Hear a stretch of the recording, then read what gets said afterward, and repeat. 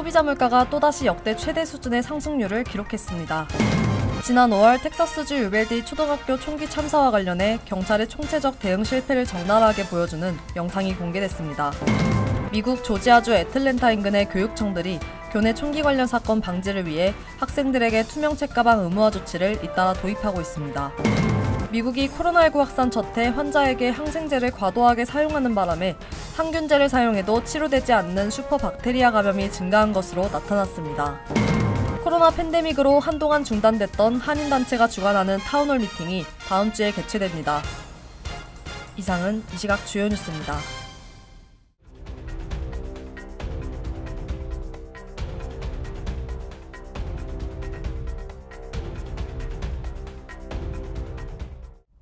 시청자 여러분 안녕하십니까? KBN 뉴스입니다. 소비자 물가가 또다시 역대 최대 수준의 상승률을 기록했습니다. 전문가들의 예상을 뛰어넘었는데요.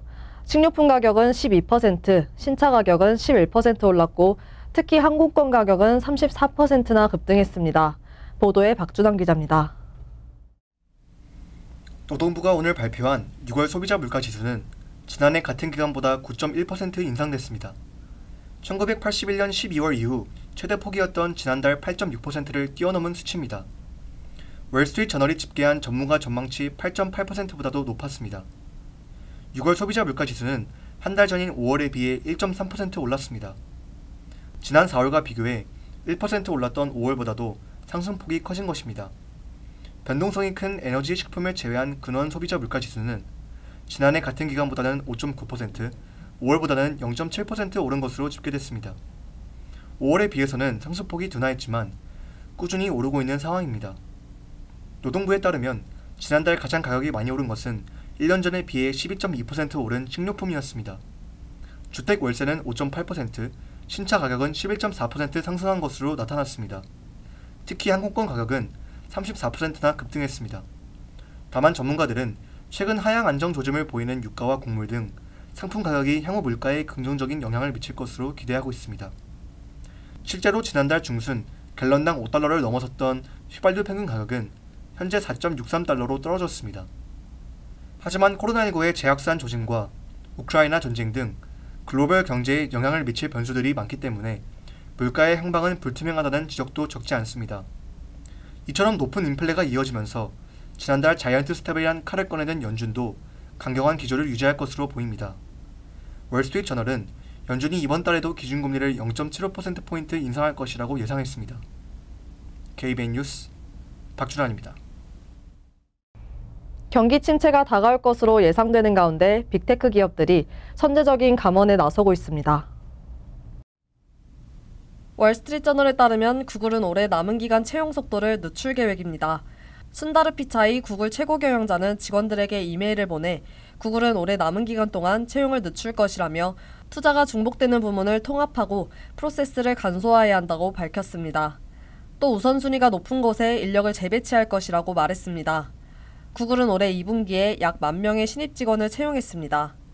모기업인 알파벳은 지난 3월 전년 동기 대비 17% 증가한 16만 3,906명의 직원을 고용하고 있다고 밝혔습니다. 마이크로소프트는 전체 인력의 1%에 해당하는 인력을 정리해고할 방침입니다. 마이크로소프트는 지난해 6월 기준 약 18만 1,000명을 고용하고 있습니다. 마이크로소프트는 새 회계연도가 시작될 때 정기적인 조정의 일환이라고 설명했습니다. 배달 스타트업인 고퍼프는 전체 인력의 10%에 해당하는 1,500명을 정리해고할 방침입니다. 페이스북의 모기업 메타는 관리자에게 저성과자를 파악해 보고하도록 지시했으며 트위터는 인재 영입팀의 30%를 해고했습니다. 테슬라도 지난달 200명을 해고했고 넷플릭스도 약 3%의 인력을 줄였습니다. 지난 5월 텍사스주 유벨디 초등학교에서 학생 19명과 성인 2명이 사망한 총기 참사와 관련해 경찰의 총체적 대응 실패를 적나라하게 보여주는 영상이 공개됐습니다. 박준환 기자가 보도합니다. 데일리메일에 공개된 영상에 따르면 총기 난사범 살바도르 라모스가 AR-15 소총을 들고 오전 11시 33분 학교에 들어가 12시 50분까지 교실을 돌며 총기를 난사한 77분 동안 출동한 경찰은 범인을 제압하지 않고 대기만 했습니다. 영상 속에서 신고를 받고 출동한 경찰들은 복도에서 핸드폰을 들여다보기도 하며 우왕좌왕하다가 라모스가 2개의 교실에서 총 100발을 난사하자 뒷걸음질을 쳐 몸을 숨기기도 합니다. 영상은 오전 11시 28분 범인이 격렬하게 차를 몰고 코너를 돌다 개천에 빠지는 장면으로 시작합니다. 신원을 알 수 없는 두 사람이 차에 다가가자 범인이 총을 마구 쏘고 두 사람은 도망치다 엎어지기도 합니다. 2분 뒤 한 교사가 911 교환원과 다급하게 통화를 하며 아이들이 달아나고 있다고 외칩니다. 범인이 학교 주차장에서 총을 쏘기 시작하자 교사가 학생들에게 교실로 들어가라고 소리칩니다. 이어 범인이 AR-15 소총을 들고 텅 빈 학교 복도를 걸어가는 장면이 나옵니다. 대학살이 벌어진 교실 111과 112를 지나며 범인은 긴 머리를 한번 쓸어 올립니다. 잠시 뒤 총을 난사하는 소리가 들립니다. 3분 뒤 경찰 복장 2명과 사복 차림 1명이 총을 들고 복도에 나타나지만 교실 앞에 웅크리고 탐색을 하던 경찰 2명은 총소리가 나자 황급히 도망칩니다. 현장에 나타난 다른 4명의 경찰은 교실에서 멀찌감치 떨어진 복도에서 대화를 나누며 대기하고 있었습니다. 중무장한 경찰들이 속속 등장하지만 즉각 법인 제압에 나서지 않고 교실에서 총을 발사하는 소리가 또 들립니다. 처음 경찰이 도착한 뒤 19분이 지나서야 중무장 경찰이 나타났는데 그들 역시 복도에서 서성거리며 시간을 낭비했습니다. 범인이 학교에 도착한 뒤 48분간 4차례 총을 난사했는데 경찰들은 범인 제압에 실패했습니다. 마침내 국경순찰대원이 교실 문을 부수고 들어가는 소리가 들리고 라모스는 현장에서 즉각 사살됐습니다. 악몽의 학살극이 벌어지기 시작한 뒤 이미 77분이 흐른 뒤였습니다.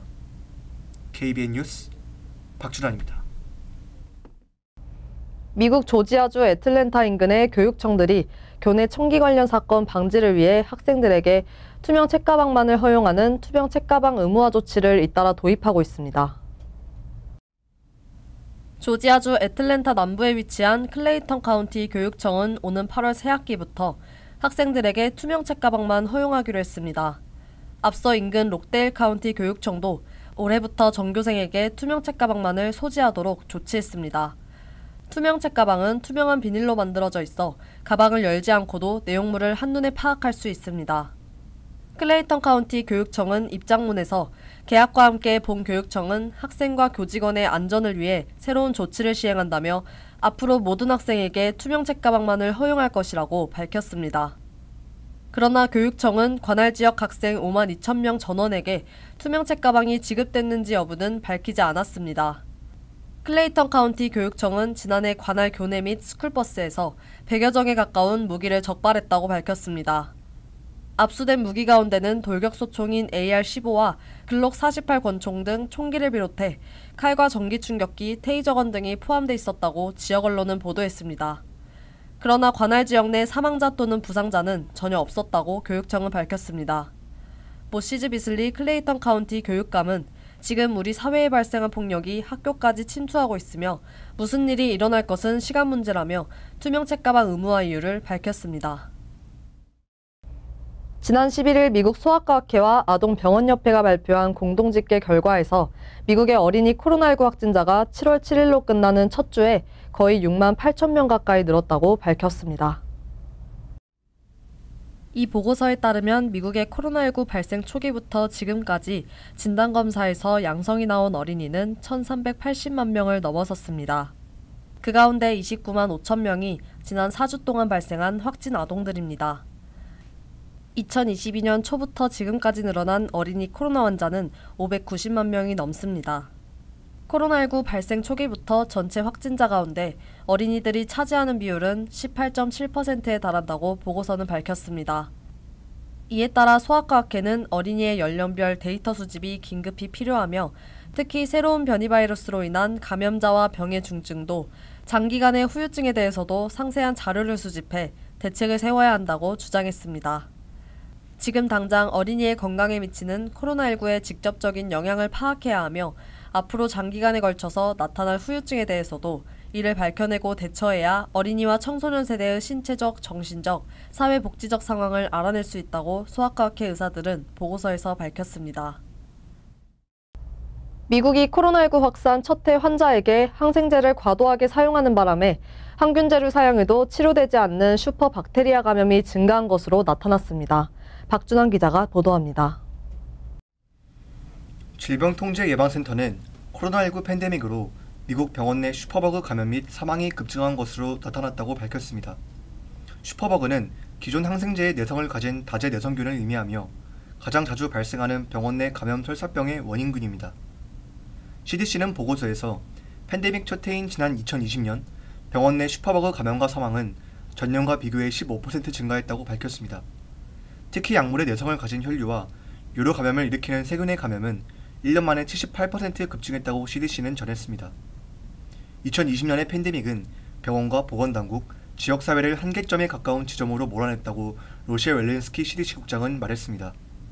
코로나19라는 전염병이 익숙하지 않은 의사들은 발열과 호흡곤란 환자들을 치료하는 첫 번째 선택지로서 항생제에 크게 의존했습니다.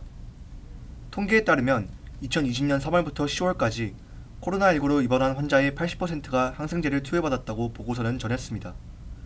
그러나 높은 수준의 항생제 처방은 환자를 부작용의 위험에 처하게 만들고 약물 내성이 커질 수 있습니다.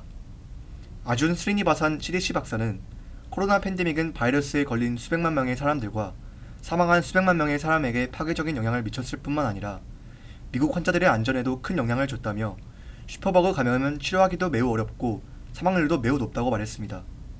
2020년에 29,400명의 미국인들이 항생제 내성 감염으로 사망했다고 보고서는 밝혔습니다. 이들 중 약 40%가 병원 입원 중 감염됐으며 나머지 감염은 요양원 등 병원 밖에서 발생했습니다. KBN 뉴스 박준환입니다. 연방정부의 건강보험료 보조금이 올 연말 끊기게 될 경우 내년에 무보험자가 속출할 것이라는 전망이 나왔습니다. 뉴욕주 건강보험 공식 마켓플레이스가 11일 발표한 보고서에 따르면 코로나19 팬데믹으로 발동한 공중보건 비상사태와 미국 구조계획법을 통해 2020년 3월부터 연방 빈곤선 400% 이하 주민과 팬데믹 기간 직업을 잃었거나 소득이 감소한 뉴요커들은 연방정부 지원으로 건강보험료 할인 혜택을 받아왔습니다. 뉴욕주는 혜택을 받고 있는 저소득층 및 중산층을 약 14만 명으로 추산하고 있습니다. 하지만 연방 보조금이 예정대로 올 연말 만료될 경우 내년 1월부터 건강보험료는 현재보다 58% 급등한 연평균 1,450달러에 달할 것으로 예상되고 있습니다. 급격한 보험료 인상은 저소득층과 중상층의 부담으로 작용해 적어도 2만여 명은 건강보험을 포기할 것으로 주정부는 예측하고 있습니다. 뉴욕주 건강보험 마켓플레이스의 관계자는 여전히 확산 중인 코로나19 팬데믹 상황을 고려할 때 의료 서비스 접근을 위한 건강보험 유지는 매우 중요하다며 연방정부의 건강보험 지원이 연장되지 않을 경우 보험료 급등으로 인해 보험을 포기하는 뉴요커가 수만 명에 이를 것이라고 말했습니다.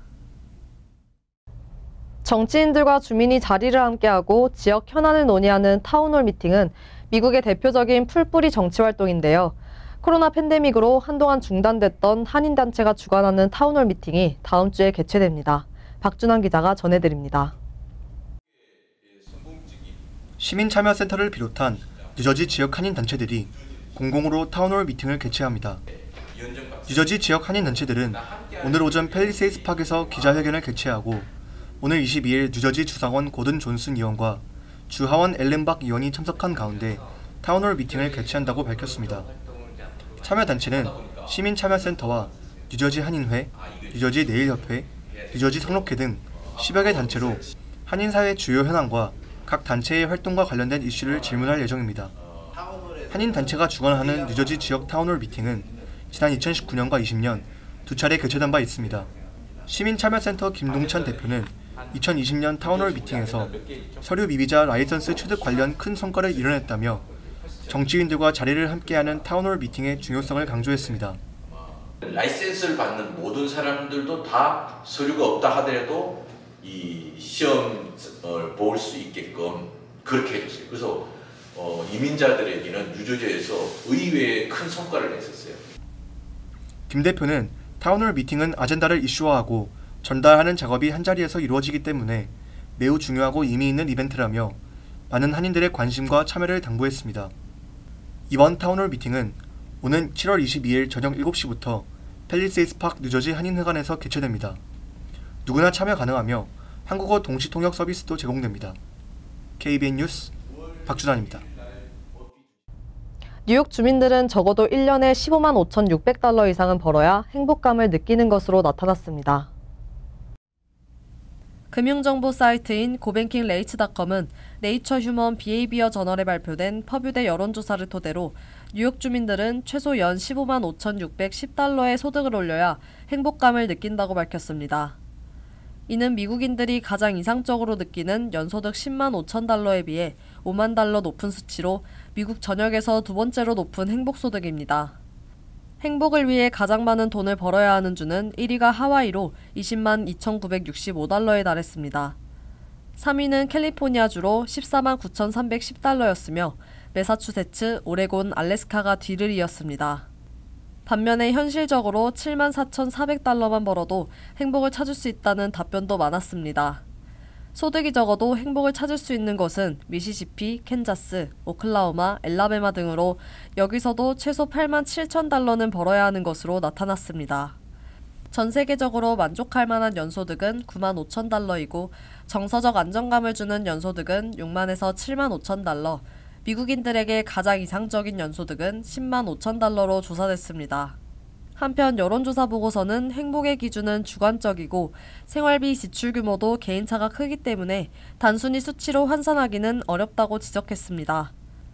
보고서는 소득뿐만 아니라 물가와 실업률, 범죄율 등을 고려해 작성됐습니다. 간추린 소식입니다. 바이든 대통령은 한국계 여성인 신디 K 정을 제3연방고법 판사 후보자로 지명했습니다. 백악관은 보도자료를 통해 정 지명자는 제3연방고법 최초의 아시아계 미국인 판사라고 밝혔습니다. 제3연방고법은 델라웨어와 뉴저지, 펜실베니아주를 관할합니다.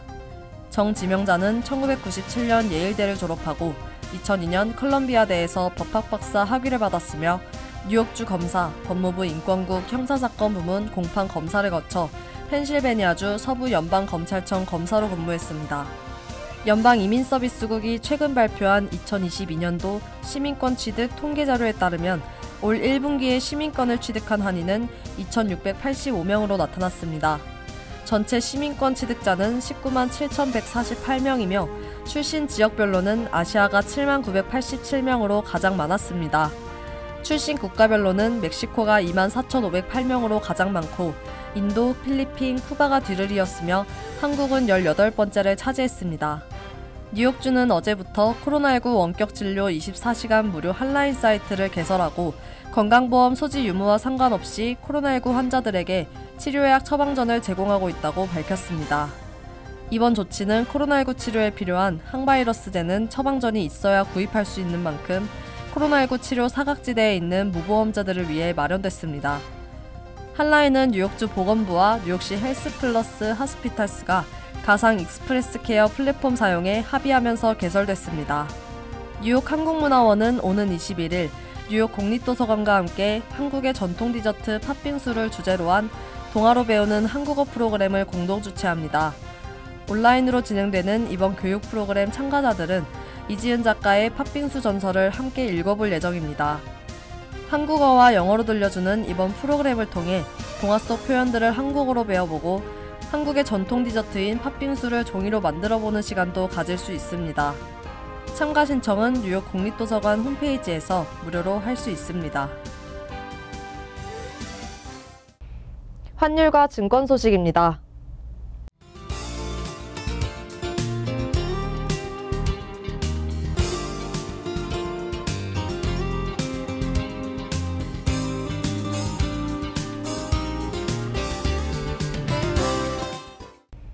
이어서 날씨입니다. 목요일은 청둔 번개를 동반한 소나기 내릴 가능성이 있습니다. 낮 최고 기온은 88도, 섭씨 31도, 밤 최저 기온은 71도, 섭씨 22도로 예상됩니다. 금요일은 대체로 화창하겠습니다. 토요일도 화창한 날씨가 이어지겠습니다. 이상으로 KBN 뉴스를 마칩니다. KBN과 함께 즐거운 저녁 되시기 바랍니다.